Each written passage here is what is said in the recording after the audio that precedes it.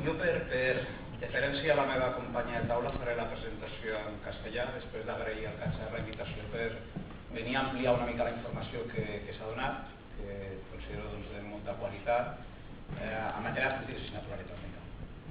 Y para que luego vamos a discutir con Laura, dentro o fuera de la mesa, pues como digo, voy a cambiar de lengua y vamos a hablar de políticas de sistema electrónica. Yo suscribo prácticamente todo lo que ha hecho Laura y desde luego todo lo que ha hecho Juan Carlos.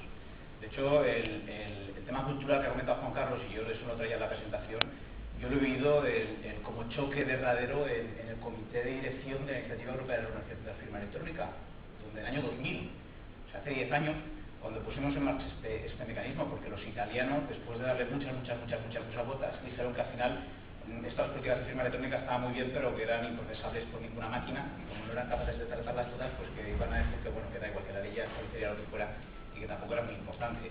Lo que pasa es que, claro, al final del día, realmente, si queremos poner esto a funcionar, pues necesitamos un compromiso razonable entre, efectivamente, definiciones legales que existen y definiciones técnicas para que podamos configurar las máquinas.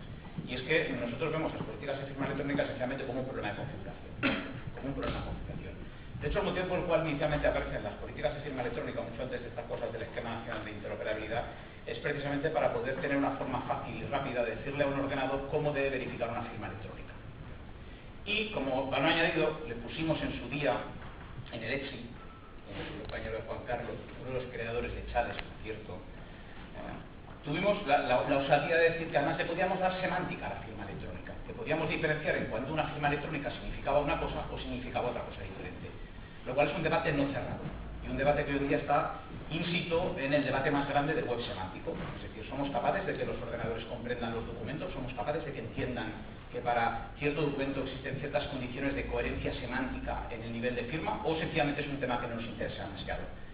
Hoy en día estamos en tránsito hacia un camino, vamos hacia un lugar en el cual legalmente, y aquí es donde ha aparecido esto del Esquema Nacional de Interoperabilidad, pues hemos ligado el reconocimiento de los documentos electrónicos al hecho de que lleven una firma electrónica con cierta capacidad semántica. A saber, que el documento producido en un ayuntamiento catalán será reconocido en una administración de una comunidad autónoma diferente, incluso diferente, porque dentro de la misma comunidad autónoma, mediante la ley ya se pueden establecer acuerdos razonables, pero no fuera de otra comunidad autónoma, o en el Estado, o en otro país de la Unión Europea, o en un país extracomunitario. Y como digo, ese documento va a ser aceptado como legalmente válido si solo se lleva una política de firma electrónica que podamos procesar. Esto es lo que dice sucintamente el artículo 18 del Esquema Nacional de Interoperabilidad. Oiga, ¿usted quiere que su documento no sea rechazado? Pues tiene que ponerle una firma electrónica, y para poner una firma electrónica que alguien conozca y interprete como válida para un propósito particular, tiene usted que ponerle un número identificativo. Y dentro del Estado, pues la Administración General del Estado ha liderado en los últimos años pues, la creación de una gran política de firma electrónica que, como veremos, por desgracia es demasiado genérica para que sea procesable por ninguna máquina. O sea, bien hecho, pero es inútil para configurar ningún ordenador. Es demasiado genérica. Está muy bien, es un trabajo titánico, pero no nos sirve para configurarlo. Con lo cual, es una condición necesaria todo lo que se ha hecho, pero no es suficiente. Es más, sabemos que este trabajo titánico y heroico se convertirá en la norma técnica de interoperabilidad, lo cual está muy bien a nivel del hecho de que desde las comunidades autónomas, los ayuntamientos y las entidades en general del sector público tengamos un marco genérico de política de firma electrónica. Con lo cual, pues de alguna forma, el marco general está establecido. ¿Y el marco general cuál es? Todo lo que ha explicado Laura yo lo suelo resumir en una sola frase.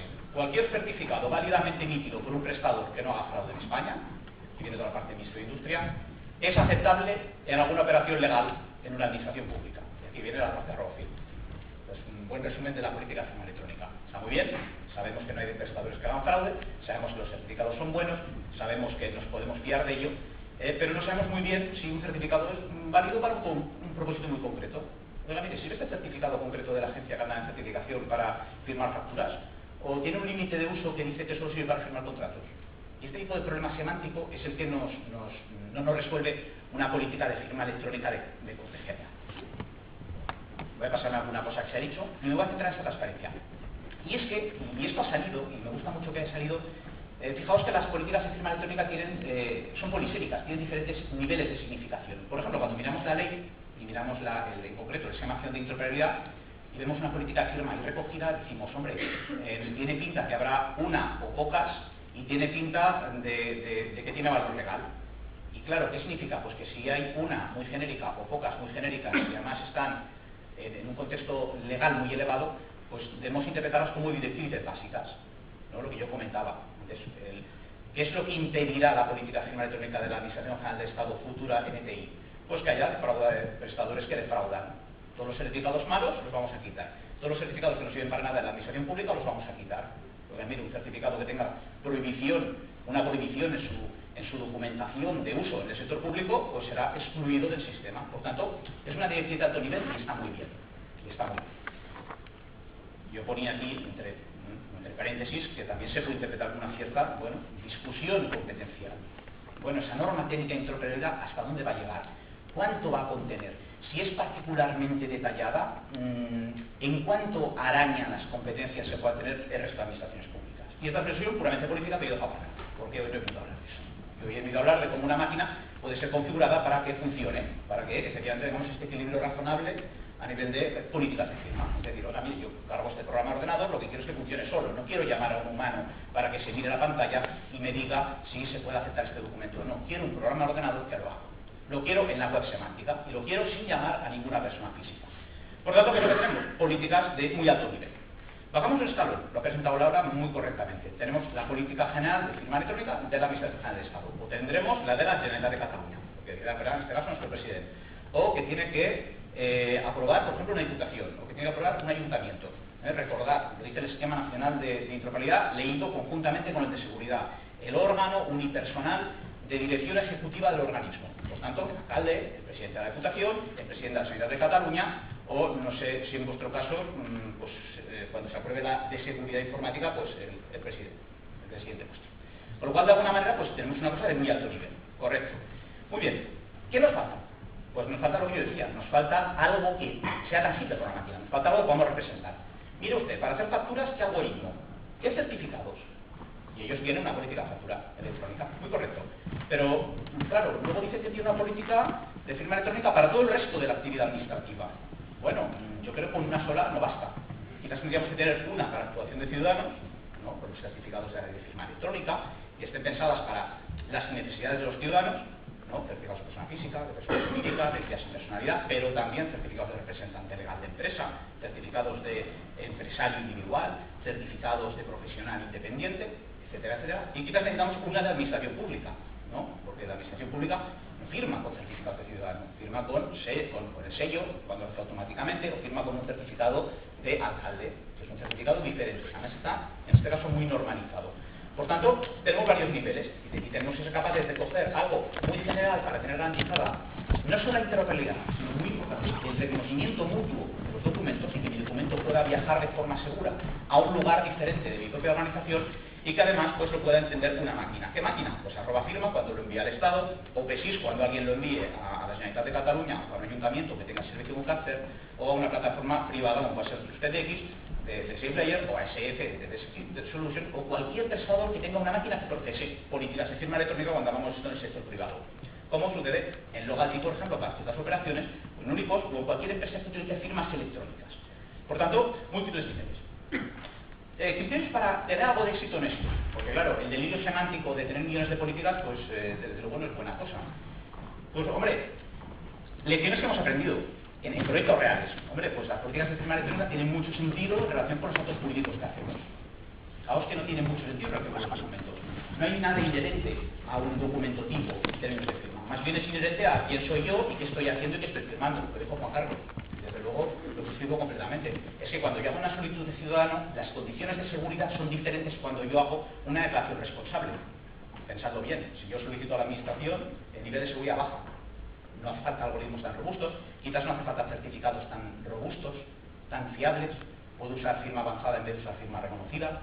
Quizás podría utilizar contraseña porque la administración me responderá si tengo derecho o no.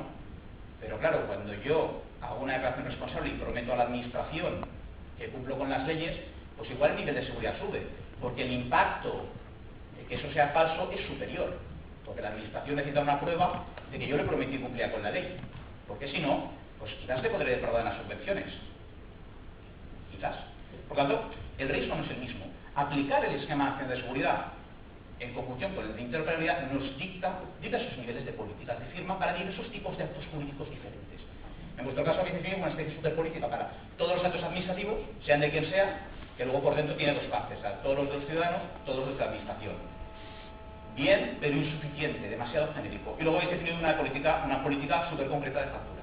Posiblemente migraréis, ¿no? como estamos haciendo todos, pues a un modelo más práctico, más detallado, más concreto de políticas de firma electrónica. Porque claro, al final las directrices también, pero como pongo en esta transparencia, pues hombre, las políticas de firma deben ser concretas. Deben ser concretas para poder ser procesables. Y ese es el primer problema del procesado práctico de las políticas de firma. O son muy concretas o no funcionan.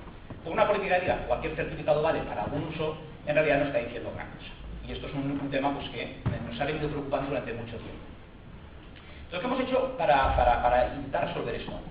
Pues trabajar con muchas entidades públicas y además intentar convencerlas, y creo que lo hemos conseguido, para que nos dejaran luego además incluso pues, formar una comunidad y publicar políticas tipo. Entonces lo que hemos procedido es construir una especie de modelo de política de firma electrónica para el sector público de Cataluña. ¿Por qué para el sector público? Porque está adecuada a la legislación aplicable. Recordad que la política de firma electrónica es algo que tiene que ver con lo que estamos haciendo. Por tanto, el acto del ciudadano aquí va regido por una legislación que no es exactamente igual a la que hay en las comunidades autónomas y no es exactamente igual a la que hay en el Estado. Se parece, lógicamente, tenemos normativa básica, tenemos reglas comunes, pero no es exactamente igual. Aquí, por ejemplo, el CARCER clasifica y audita a los prestadores. En el Estado, esa función le corresponde al Ministerio. Luego, de alguna manera, las políticas acaban estando no solo adecuadas al acto que estamos haciendo, sino también adecuadas al entorno regulatorio, en un equilibrio que antes ha comentado, de juego, de equilibrio entre todos los actores. Con lo cual, lo que se ha hecho aquí es proceder a normalizar, estandarizar y proponer políticas de firma electrónica estandarizadas, para que, sobre todo, y esto era muy importante, aquellos que no pueden hacer una inversión en consultoría, en una consultoría compleja, costosa, como es la de desarrollar políticas de firma, pues pudieran acceder a ese conocimiento, porque lo van a tener publicado en Internet sin coste. Y esto básicamente es porque esto es un proyecto que no es comercial, es un proyecto liderado desde las instituciones catalanas, en este caso el CACERT actúa como líder de la comunidad de la rama de políticas de firma electrónica, y como digo, se basa mucho en lo que hemos aprendido, las lecciones que hemos aprendido con los usuarios principales, en mi opinión, de firma electrónica. 4 imágenes y acabo porque veo que el moderador se mueve. Esto sería una visión general de los dominios que en realidad conforman una política de firma electrónica. Porque en realidad una política de firma electrónica es algo más que firma electrónica. En la presentación de Laura se veía, ¿no? También hablamos de formatos documentales, también hay que coordinarlo con otras normas. Y en último término hay una cosa que suelo olvidar, que es que hay mucha criptografía. Es decir, esencialmente todas las firmas se basan en criptografía. Y por tanto hemos de tener una serie de dominios bien trabajados. Entonces, nuestra política de seguridad documental está basada en 8 dominios diferentes. Un dominio es muy de técnicos, cuánta criptografía necesito y con qué calidad para estos usos, que sería el dominio primero. Tenemos 2 dominios que tienen que ver con la procedimentación, cómo gestiono mis claves. El esquema nacional de seguridad lo dice, por ejemplo, no se puede generar la clave de la sede electrónica en el mismo ordenador que luego va a actuar como sede electrónica. No se puede, porque es una buena práctica separarlas, por tanto hay que poner procedimientos de gestión de claves. Hay que poner normas de certificación digital, porque no todos los certificados sirven para todo. Aunque todos sean admisibles y ninguno de ellos cometa fraude, y todos sean fiables, no todos sirven para todo. Y hay una gran variedad de prestadores de servicios de certificación y ellos preparan su servicio para la finalidad de negocio que quieren. Hay gente que emite certificados que solo sirven para facturar. Por muy admisible que sea y muy bueno que sea y mucha calidad criptográfica que tenga, no lo vamos a poder utilizar para recibir solicitudes administrativas. Por tanto, no es tan fácil con decirte una política de firma electrónica. Además, debo decir que certificados son buenos para este uso concreto. Por cierto, todo esto ya está descrito en los estándares internacionales de firma electrónica en general, porque esto al final no es más que una formalización del algoritmo de entrada, los datos, el algoritmo de validación de firma electrónica. Por tanto, no es una materia particularmente esotérica ni mística, realmente es lo que necesita el algoritmo para funcionar. Por tanto, le voy a tener que decir qué certificados son válidos para facturar, qué certificados son válidos para digitalizar, porque esa es una política que va a aparecer inmediatamente también en Estado. Le voy a tener que decir qué algoritmos y qué certificados son válidos, pues para recibir solicitudes de acciones responsables, solicitudes de ciudadano, para hacer certificaciones administrativas, etcétera, etcétera. Luego vienen cuatro dominios que tienen que ver con el uso, que son las verdaderas políticas. Políticas en este sentido concreto, dentro del esquema de interoperabilidad y dentro de las directrices de alto nivel que pacte cada organización, que son esas directrices, tenemos las verdaderas políticas, en las que yo profundizaré un poquito. Y luego tenemos normas ya propias de seguridad documental. Porque claro, ¿todo esto para qué sirve? Sirve para proteger el documento electrónico. Es un activo importante que está en el núcleo de cumplimiento del Esquema Nacional de Seguridad. Porque el Esquema Nacional de Seguridad tiene como alcance la actividad administrativa. Y la actividad administrativa esencialmente está formalizada en documentos, bases de datos, registros lógicos, que deben ser adecuadamente protegidos. Por tanto, todos estos dominios, incluido la firma electrónica, sirve para la seguridad del documento electrónico. Claro, hacer un conjunto de políticas de mundo real tiene el problema de que la cosa se hace grande. Aquí no están todas las políticas que existen, solo hemos abierto un poquito la rama de firma electrónica, pero ya nos aparece una taxonomía compleja. Taxonomía que si no somos capaces de representar, pues entonces nuestras máquinas no son capaces de aplicar y por tanto perdemos automatización. Si lo vemos un poco más grande, podemos diferenciar aquí, por ejemplo, dos ramas, ¿no? La rama de actos de ciudadanos, que tiene una política muy concreta, ¿vale? Por ejemplo, no se permite, y esto dice el Real Decreto Estatal, el 1671, no se permite que un funcionario utilice su firma electrónica para hacer de ciudadano, con lo cual la política realmente debe recogerlo, que luego se puede abrir en actos que son diferentes. No es lo mismo declarar la voluntad en general, que hacer una comunicación previa, que hacer una declaración responsable, porque el riesgo inherente es diferente. O que hacer un acto negocial, firmar un contrato administrativo. Fijaos que el contrato administrativo ya le dice la ley, en este caso la de contratos, que es firma reconocida. Por tanto, no vale un IDK. Tampoco valdría de la fábrica, que conste, no somos todos iguales, son todos o ninguno. Por tanto, atentos, no todos los actos se pueden hacer con todos los certificados. Por eso tenemos más de una política. Yo niego que con una sola política de firma electrónica se pueda hacer todo, a menos que sea tan genérica que en general no podemos configurar nada. ¿Alguna cosa más? ¿Qué aspecto tiene esto? Posiblemente antes de que acabe noviembre, si todo va bien, dice el director de Cárcel, dice Xavier, que digamos que antes de que acabe el año. A mí me gustaría ser un poco más ambicioso y tercero lo tendremos publicado, incluido revisado por el líder de la comunidad, en este caso el CACER y algunos de nuestros clientes clave, antes. Pero desde luego lo que vamos a publicar es una biblioteca de documentos bajo Creative Commons para que la gente los utilice. Este sería el aspecto que tendría una política de firma electrónica en este sentido de estándar técnico para configurar un programa de ordenador. Puede ser porque lo envías a la interfaz de gestión de la configuración de ITIL y utilizas esta metodología, puede ser porque lo envías al programador para que programe la máquina y utilizas otra metodología. Pero al final tú lo que vas a definir es un estándar para cada tipo de acto. Nosotros hemos visto que en general en proyectos reales con 35 estándares es capaz de definir todo. Pero también hemos visto que nuestros clientes suelen utilizar entre 8 y 12. Eso significa pues, que 8 o 12 es un volumen bueno de políticas de firma electrónica. Un poquito más que una, que al final no se ayuda demasiado, pero no tanto como para caer en un problema semántico grave. Contenidos, pues los que interesan, periodo autorizado de firma, normas de contenido de la firma, ¿no? Creación, verificación inicial, definitiva, mantenimiento evidencial, normas de confianza de los certificados, normas de fecha y hora, normas de uso de algoritmos. Fijaos que para cada tipo de acto. Y aquí tenéis que pensar que la cosa es asimétrica. El ciudadano tiene poco y tenemos que ser muy interoperables con él. Le pediremos poco algoritmo, poca seguridad y le haremos firmas muy básicas que completaremos. Pero también nosotros como administración haremos firmas muy buenas, muy robustas algorítmicamente que le daremos al ciudadano, ¿vale? Para que realmente duren mucho tiempo. Luego somos asimétricos, por tanto, más complejidad. No lo suficiente como para que deje de funcionar, pero sí un poco para que podamos realmente tener una granularidad y una buena gestión. Porque es que al final el riesgo de la administración. Esto lo hacemos porque al final nosotros como administración tenemos el deber de conservación, tenemos que formar expediente y muy importante, tenemos que ser capaces de ir al juez y decirle, mire juez, esto es lo que realmente se firmó y yo tengo la prueba. Si no tuviéramos este deber legal quizás no haríamos esto, pero como lo tenemos, debemos cumplir. Otro ejemplo, la parte de certificados. ¿Qué aspecto tiene esto? Pues en este caso nos estamos muy alineados, por supuesto, con el Community Leader, con CACER, y lo que hemos hecho es segmentar el mercado en tipos de certificados. Tenemos alguno más que en la taxonomía de @firma.